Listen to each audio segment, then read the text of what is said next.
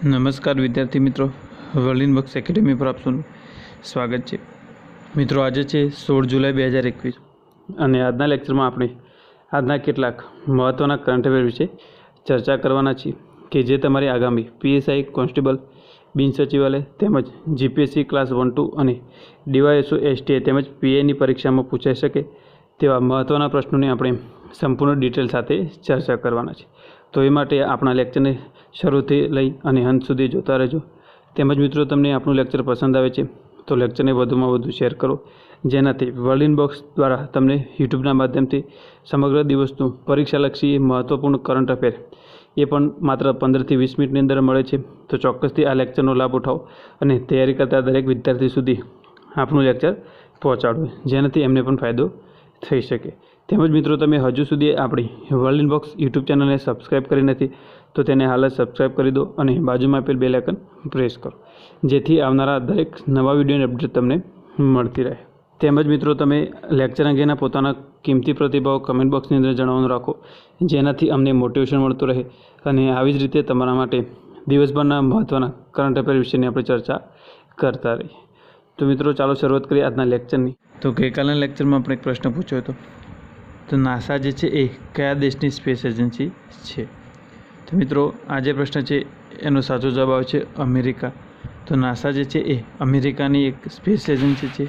તો વાત કરીએ નાસા વિશે, તો નાસા જેની સ્થાપના 29 જુલાઈ 1958માં થઈ હતી અને જેના સ્થાપક છે ક્વાઇટ ડી આઇઝનહાવર અને પ્રમુખ છે જીમ બ્રેડેનસ્ટાઇન।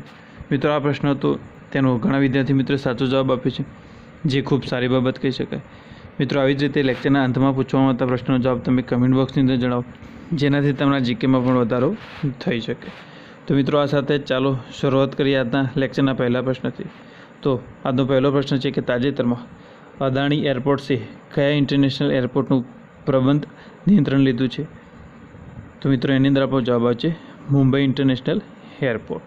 તો તાજેતરમાં અદાણી એરપોર્ટ જે છે એને મુંબઈ ઇન્ટરનેશનલ એરપોર્ટ જે છે એનું પ્રબંધ નિયંત્રણ લીધું છે। તો વાત કરીએ એના વિશે, તાજેતરમાં અદાણી એરપોર્ટ્સ હોલ્ડિંગ લિમિટેડ જે છે એને જીવીકે ગ્રુપ પાસેથી મુંબઈ ઇન્ટરનેશનલ એરપોર્ટ લિમિટેડનું કંટ્રોલ મેનેજમેન્ટ પ્રાપ્ત કર્યું છે। તેમજ આગળ વાત કરીએ તો મુંબઈ ઇન્ટરનેશનલ એરપોર્ટ જે છે એ દેશનું બીજું સૌથી વ્યસ્ત એરપોર્ટ છે અને અદાણી ગ્રુપે ગયા વર્ષે એએઆઈ પાસેથી મેંગલોર અને લખનઉ તેમજ અમદાવાદ એરપોર્ટનું અધિગ્રહણ કર્યું હતું। તેમજ આ વર્ષે જયપુર, ગુવાહાટી અને તિરુવનંતપુરમ એરપોર્ટનું અધિગ્રહણ કરશે। આ સાથે જ અદાણી ગ્રુપ જે છે એ મુંબઈ ઇન્ટરનેશનલ એરપોર્ટના નિયંત્રણ મેળવ્યા બાદ દેશનું સૌથી મોટું એરપોર્ટ ઓપરેટર્સ બન્યું છે। ત્યારબાદ જોઈએ મિત્રો આપણો આગળનો પ્રશ્ન, તો તાજેતરમાં વિદેશ મંત્રી એસ જયશંકર જે છે એમને મહાત્મા ગાંધીની મૂર્તિનું અનાવરણ ક્યાં કર્યું છે? તો મિત્રો, એની અંદર આપણો જવાબ આવે છે જોર્જિયા। તો તાજેતરમાં જ આપણા વિદેશ મંત્રી એસ જયશંકર જે છે એમને જોર્જિયા ખાતે મહાત્મા ગાંધીની એક મૂર્તિનું અનાવરણ કર્યું છે। તો વાત કરીએ એના વિશે, તો ભારતના વિદેશ મંત્રી એસ જયશંકર જે છે એમને જોર્જિયાના તિલિસી પાર્કમાં મહાત્મા ગાંધીની મૂર્તિનું અનાવરણ કર્યું છે અને આ અનાવરણ કાર્યક્રમ જે છે એની અંદર જોર્જિયાના વિદેશ મંત્રી ડેવિડ જાલકાલિની પણ હાજર રહ્યા હતા। તો મિત્રો, આ જે મૂર્તિનું અનાવરણ કરવામાં આવ્યું છે એની અંદર જોર્જિયાના વિદેશ મંત્રી ડેવિડ જાલકાલિની છે એ પણ હાજર રહ્યા હતા। ત્યારબાદ જોઈએ મિત્રો આપણો આગળનો પ્રશ્ન, તો ગુરુ ગ્રહ સાથે સંકળાયેલા ટ્રોજન ક્ષુદ્રગ્રહ માટે નાસાએ પોતાનું કયું પ્રથમ મિશન લોન્ચ કરશે? તો મિત્રો, એની અંદર આપણો જવાબ આવે છે લુસી। તો ગુરુ ગ્રહ જે છે એના સાથે સંકળાયેલા ટ્રોજન ક્ષુદ્રગ્રહ જે છે એના અભ્યાસ માટે નાસા પોતાના લુસી નામના મિશનને લોન્ચ કરશે। તો વાત કરીએ એના વિશે, તો નાસા જે છે એ ઓક્ટોબર 2021માં આ મિશન લોન્ચ કરશે। ત્યારબાદ જોઈએ મિત્રો આપણો આગળનો પ્રશ્ન, તો ભારતના કયા રાજ્યમાં લેમરૂ હાથી રિઝર્વનું નિર્માણ કરવામાં આવશે? તો મિત્રો, એની અંદર આપણો જવાબ આવે છે છત્તીસગઢ। તો છત્તીસગઢની અંદર લેમરૂ હાથી રિઝર્વનું નિર્માણ કરવામાં આવશે। તો વાત કરીએ એના વિશે, તો લેમરૂ હાથી રિઝર્વ જે છે એનું લક્ષ્ય છે કે હાથીઓની સ્થાયી આવાસ પ્રદાન કરવું, સાથે જ માનવ અને વન્યજીવન જે છે એના વચ્ચે સંઘર્ષને રોકવો તેમજ વન્ય સંપત્તિના વિનાશને ઓછો કરવાનો છે। એટલે કે મિત્રો, આ જે લેમરૂ હાથી રિઝર્વ બનાવવામાં આવશે એનું લક્ષ્ય છે કે હાથીઓ જે છે એમને સ્થાયી આવાસ પ્રદાન કરવામાં આવે તેમજ માનવ અને વન્યજીવ વચ્ચે જે સંઘર્ષ ચાલી રહ્યો છે એને રોકવો, આ સિવાય વન્ય સંપત્તિને જો વિનાશ થઈ રહ્યો છે એને ઓછો કરવાનું લક્ષ્ય છે। તો ત્યારબાદ મિત્રો આપણે આગળના પ્રશ્નની ચર્ચા કરી એ પહેલાં વાત કરીએ તો વર્લિન બક્સ એકેડમી ગાંધીનગર દ્વારા આગામી ડીવાયએસઓ અને એસટીએની પ્રિલિમ પરીક્ષા માટે એક ફ્રી પ્રેક્ટિસ પેપર સિરીઝ શરૂ કરવામાં આવી છે, જે અંતર્ગત વર્લિન બક્સની ટેલિગ્રામ ચેનલ પર ડેલી પ્રેક્ટિસ પેપર મૂકવામાં આવે છે, જેની શરૂઆત 24 જૂનથી થઈ ગયેલી છે, જેમાં કુલ 30 જેટલા પ્રશ્નપત્રો જે છે એ પ્રેક્ટિસ પેપર તમને મૂકવામાં આવશે। તો મિત્રો તમારી તૈયારીને ચકાસવા માટે ચોક્કસથી આ પેપર જે છે એ તમે સોલ્વ કરવાનું રાખો, જેનાથી તમારી તૈયારી જે છે એમાં તમને કયા વિષયમાં વધુ ધ્યાન આપવું એના વિશે આઈડિયા આવી જશે। તેમજ મિત્રો આ કાર્યક્રમ વિશે વધુ માહિતી માટે તમે આપણા હેલ્પલાઇન નંબર 7575061818 પર કોલ કરીને માહિતી મેળવી શકો છો। તો મિત્રો આ હતી માહિતી વર્લિન બક્સ દ્વારા શરૂ કરવામાં આવેલ ફ્રી પ્રેક્ટિસ પેપર સિરીઝ વિશેની। ત્યારબાદ જોઈએ મિત્રો આપણો આગળનો પ્રશ્ન, તો ઉત્તર પ્રદેશ રાજ્ય સરકાર જે છે એ ટોક્યો ઓલિમ્પિકમાં ગોલ્ડ મેડલ વિજેતાને કેટલી ધનરાશિ આપશે? તો મિત્રો એની અંદર આપણો જવાબ આવે છે 6 કરોડ રૂપિયા। તો ઉત્તર પ્રદેશ રાજ્ય સરકાર જે છે એ ટોક્યો ઓલિમ્પિકમાં જે ખેલાડી ગોલ્ડ મેડલ જીતે છે એને 6 કરોડ રૂપિયાની પ્રોત્સાહન રાશિ આપશે। તો વાત કરીએ એના વિશે, તો ઉત્તર પ્રદેશ રાજ્ય સરકાર જે છે એ ટોક્યો ઓલિમ્પિકમાં જે ખેલાડીઓ જીતે છે એવા ખેલાડીઓને પ્રોત્સાહન ધનરાશિ આપવાની જાહેરાત કરી છે, જે અંતર્ગત ગોલ્ડ મેડલ વિજેતાને 6 કરોડ રૂપિયા, સિલ્વર મેડલ વિજેતાને 4 કરોડ રૂપિયા તેમજ બ્રોન્ઝ મેડલ જીતે છે એવા ખેલાડીને 2 કરોડ રૂપિયા આપવાની જાહેરાત કરવામાં આવી છે। તેમજ મિત્રો ઉત્તર પ્રદેશ છે એના કુલ 10 જેટલા ખેલાડીઓ ટોક્યો ઓલિમ્પિકમાં ભાગ લેશે। મિત્રો અહીંયા વાત છે ઉત્તર પ્રદેશની, તો ઉત્તર પ્રદેશના સ્ટ્રેટેજી વિશે ચર્ચા કરી તો મુખ્યમંત્રી છે યોગી આદિત્યનાથ, રાજ્યપાલ શ્રીમતી આનંદીબેન પટેલ છે અને રાજધાની છે લખનઉ। તેમજ મિત્રો ઉત્તર પ્રદેશમાં કુલ 75 જિલ્લા આવેલા છે અને ઉત્તર પ્રદેશની કુલ 8 રાજ્યની સીમાઓ સ્પર્શે છે, જેમાં એક છે ઉત્તરાખંડ, બીજું છે હિમાચલ પ્રદેશ, ત્રીજું હરિયાણા, ચોથું છે રાજસ્થાન, પાંચમું મધ્યપ્રદેશ, છઠ્ઠું છે છત્તીસગઢ, સાતમું ઝારખંડ અને આઠમું છે બિહાર।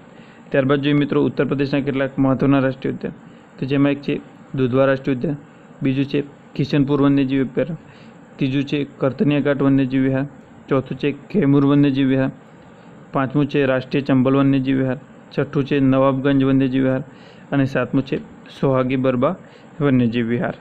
મિત્રો આ હતા ઉત્તર પ્રદેશના કેટલાક મહત્ત્વના રાષ્ટ્રીય ઉદ્યાન। ત્યારબાદ જોઈએ આપણો આગળનો પ્રશ્ન, તો તાજેતરમાં કઈ કંપની પાસેથી ભારતીય નૌસેનાને 10મું P-8I વિમાન પ્રાપ્ત થયું છે? તો મિત્રો એની અંદર આપણો જવાબ છે બોઈંગ। તો તાજેતરમાં જ ભારતીય વાયુસેના જે છે એને બોઈંગ પાસેથી 10મું P-8I વિમાન પ્રાપ્ત થયું છે। તો વાત કરીએ એના વિશે, તો આ જે P-8I વિમાન જે છે એ એક એન્ટી સબમરીન વિમાન છે, તેમજ ભારતના રક્ષા મંત્રાલય દ્વારા વર્ષ 2009માં 8 જેટલા P-8I વિમાનો જે છે એની ખરીદી માટે હસ્તાક્ષર કરવામાં આવ્યા હતા, પરંતુ ત્યારબાદ વર્ષ 2016ની અંદર અન્ય બીજા 4 જેટલા વિમાનો જે છે એના માટે પણ હસ્તાક્ષર કરવામાં આવ્યા હતા। વાત કરીએ P-8I, તો એ જે છે એ એક લાંબા અંતરનું એન્ટી સબમરીન વિમાન છે અને ભારત જે છે એ બોઈંગનું પ્રથમ આંતરરાષ્ટ્રીય ગ્રાહક હતું, એટલે કે જે 2009ની અંદર આ હસ્તાક્ષર કરવામાં આવ્યું હતું એ વખતે બોઈંગ જે છે એનું ભારત પ્રથમ આંતરરાષ્ટ્રીય ગ્રાહક હતું। ત્યારબાદ જોઈએ મિત્રો આપણો આગળનો પ્રશ્ન, તો ઓલિમ્પિકમાં પહેલા ભારતીય જિમ્નાસ્ટિક જજ કોણ બન્યા છે? તો મિત્રો એની અંદર આપણો જવાબ છે દીપક કાબરા। તો દીપક કાબરા જે છે એ ભારતીય જિમ્નાસ્ટિક છે અને તેઓ ઓલિમ્પિકમાં પહેલા ભારતીય જિમ્નાસ્ટિક જજ બન્યા છે। તો વાત કરીએ એમના વિશે, તો દીપક કાબરા જે છે એ ઓલિમ્પિક રમતો દરમિયાન જિમ્નાસ્ટિક પ્રતિયોગિતા જે છે એને જજ કરવાવાળા પ્રથમ ભારતીય બન્યા છે અને ટોક્યો ઓલિમ્પિકમાં 32મા સંસ્કરણનું આયોજન જે છે એનું 23 જુલાઈથી 8 ઓગસ્ટ દરમિયાન ટોક્યો જાપાન ખાતે આયોજન કરવામાં આવશે। એટલે કે મિત્રો આજે 23 જુલાઈથી ટોક્યો ઓલિમ્પિકની શરૂઆત થઈ રહી છે, એ ટોક્યો ઓલિમ્પિકનું 32મું સંસ્કરણ છે અને 23 જુલાઈથી 8 ઓગસ્ટ દરમિયાન તેનું આયોજન જાપાનના ટોક્યો ખાતે કરવામાં આવશે। ત્યારબાદ જોઈએ મિત્રો આપણો આગળનો પ્રશ્ન, તો તાજેતરમાં કેટલા કિલોમીટર લાંબા ભારતના બીજા સૌથી લાંબા એક્સપ્રેસવેને મંજૂરી મળી ગઈ છે? તો મિત્રો એની અંદર આપણો જવાબ છે 594 કિલોમીટર। તો તાજેતરમાં ભારતના બીજા સૌથી લાંબા 594 કિલોમીટરના ન્યૂ ગંગા એક્સપ્રેસવે જે છે એને મંજૂરી મળી ગઈ છે। તો ન્યૂ ગંગા એક્સપ્રેસવે એ ઉત્તર પ્રદેશના પશ્ચિમ ભાગને ઉત્તર પ્રદેશના જ પૂર્વ ભાગ સાથે જોડશે, જે મેરઠથી પ્રયાગરાજ સુધી બનવાવાળા આ એક્સપ્રેસવે છે એનું કામ ડિસેમ્બર 2023 સુધીમાં પૂર્ણ કરી દેવામાં આવશે। એટલે કે મિત્રો આજે 594 કિલોમીટરનું ન્યૂ ગંગા એક્સપ્રેસવેને મંજૂરી મળી છે, એ ઉત્તર પ્રદેશના પશ્ચિમ ભાગને પૂર્વ ભાગ સાથે જોડશે અને મેરઠથી પ્રયાગરાજ સુધી આજે એક્સપ્રેસ વે બનાવવામાં આવશે એનું કામ ડિસેમ્બર 2023 સુધીમાં પૂર્ણ કરી દેવામાં આવશે. ત્યારબાદ મિત્રો આપણે આગળના પ્રશ્નની ચર્ચા કરી એ પહેલાં વાત કરીએ તો વર્લ્ડ ઇનબોક્સ એકેડમી દ્વારા આગામી ડીવાયએસઓ તેમજ એસટીએ પરીક્ષા માટે એક મોક ટેસ્ટનું આયોજન કરવામાં આવ્યું છે, જેમાં સંપૂર્ણ અભ્યાસક્રમને આવરી લેતા આદર્શ પ્રશ્નપત્રો તેમજ જીપીએસસીના વર્તમાન ટ્રેન્ડ તથા પ્રશ્નોના સ્તરને અનુરૂપ તૈયાર કરેલા પ્રશ્નપત્રો તેમજ આ પ્રશ્નપત્રો મિત્રો તમે ઘરે બેઠા ઓનલાઈન ડાઉનલોડ કરી શકો છો તેમજ આની હાર્ડ કોપી તમે કુરિયર દ્વારા પણ મેળવી શકો છો. તેમજ મિત્રો આ કાર્યક્રમના રજિસ્ટ્રેશન માટે તમે આપણા હેલ્પલાઇન નંબર 7575060404 પર કોલ કરીને રજિસ્ટ્રેશન કરાવી શકો છો અને જેની ફી માત્ર ₹500 છે. તો ચોક્કસથી મિત્રો તમારી તૈયારીને ચકાસવા માટે આ મોક ટેસ્ટ છે એ તમે જોઈન કરી શકો છો. ત્યારબાદ જોઈએ મિત્રો આપણો આગળનો પ્રશ્ન, તો દેશનું સૌથી મોટું EV ચાર્જિંગ સ્ટેશન કયા રાજ્યમાં સ્થાપિત કરવામાં આવશે? તો મિત્રો એની અંદર પર જવાબ આવશે મહારાષ્ટ્ર. તો દેશનું સૌથી મોટું ઇલેક્ટ્રિક વ્હીકલ ચાર્જિંગ સ્ટેશન જે છે એને મહારાષ્ટ્રમાં સ્થાપિત કરવામાં આવશે. ત્યારબાદ જોઈએ આગળનો પ્રશ્ન, તો તાજેતરમાં કયા દેશે ગૂગલ પર €500 મિલિયન દંડ લગાવ્યો છે?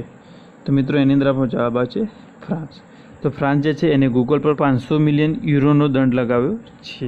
ત્યારબાદ જોઈએ આગળનો પ્રશ્ન, તો તાજેતરમાં વિશ્વ યુવા કૌશલ દિવસ ક્યારે મનાવવામાં આવ્યો છે? તો મિત્રો એની અંદર આપણો જવાબ છે 15 જુલાઈ. તો તાજેતરમાં 15 જુલાઈના રોજ વિશ્વ યુવા કૌશલ દિવસ મનાવવામાં આવ્યો. ત્યારબાદ જોઈએ આપણો નેક્સ્ટ પ્રશ્ન, તો તાજેતરમાં રાષ્ટ્રીય ફોરેન્સિક વિશ્વવિદ્યાલયમાં ઉત્કૃષ્ટતા કેન્દ્રનું ઉદ્ઘાટન કોણે કર્યું છે? તો મિત્રો એની અંદર આપણો જવાબ છે અમિત શાહ. તો અમિત શાહ જે છે એમને તાજેતરમાં જ રાષ્ટ્રીય ફોરેન્સિક વિશ્વવિદ્યાલયમાં એક ઉત્કૃષ્ટતા કેન્દ્રનું ઉદ્ઘાટન કર્યું છે. ત્યારબાદ જોઈએ આગળનો પ્રશ્ન, વિશ્વ બેડમિન્ટન ચેમ્પિયનશિપ 2026ની મેજબાની કયો દેશ કરશે? તો મિત્રો એની અંદર આપણો જવાબ છે ભારત. તો વિશ્વ બેડમિન્ટન ચેમ્પિયનશિપ 2026ની મેજબાની ભારત કરશે. ત્યારબાદ જોઈએ આગળનો પ્રશ્ન, તો મિત્રો આ પ્રશ્ન છે એનો જવાબ તમારે કમેન્ટ બોક્સની અંદર જણાવવાનો છે, જેના સાચા જવાબની ચર્ચા આપણે નેક્સ્ટ લેક્ચરમાં કરશું. મિત્રો પ્રશ્ન છે કે ગોવાની રાજધાની કઈ છે? મિત્રો તમને જવાબ આવડે છે ચોક્કસથી કમેન્ટ બોક્સની અંદર જણાવો, જેનાથી તમારા જીકેમાં પણ વધારો થઈ શકે. મિત્રો આ સાથે જ આજના કેટલાક મહત્ત્વના કરંટ અફેરના પ્રશ્નો હતા તેની આપણે સંપૂર્ણ ડિટેલની અંદર ચર્ચા કરી છે, જેનાથી આવનારી દરેક પરીક્ષાની અંદર કરંટ અફેરનો કોઈ પણ પ્રશ્ન પૂછાય તો એનો જવાબ તમને 100% આવડશે. એ માટે મિત્રો તમે આપણા કરંટ અફેરના લેક્ચર રેગ્યુલર ફોલો કરવાનું રાખો તો ચોક્કસથી તમને એક્ઝામની અંદર ફાયદો થશે. તેમજ મિત્રો તમે હજુ સુધી આપણી વર્લ્ડ ઇનબોક્સ યુટ્યુબ ચેનલને સબસ્ક્રાઈબ કરી નથી તો તેને હાલ જ સબસ્ક્રાઈબ કરી દો અને બાજુમાં આપેલ બેલ આઇકન પ્રેસ કરો, જેથી આવનારા દરેક નવા વિડીયોની અપડેટ તમને મળતી રહે. તેમજ મિત્રો વર્લ્ડ ઇનબોક્સ જે છે એને તમે વિવિધ સોશિયલ મીડિયા પર પણ ફોલો કરી શકો છો. આ સિવાય વર્લ્ડ ઇનબોક્સ દ્વારા ચલાવવામાં આવતા સ્પર્ધાત્મક પરીક્ષાઓના કોર્સને પરચેસ કરવા તેમજ એ કોર્સ વિશેની માહિતી મેળવવા માટે તમે આપણા હેલ્પલાઇન નંબર 8238238787 પર કોલ કરીને માહિતી મેળવી શકો છો. તો મિત્રો આ સાથે જ આપણા લેક્ચરને અંત સુધી જોવા માટે આપનો આભાર. ફરીથી મળીએ નેક્સ્ટ લેક્ચરમાં.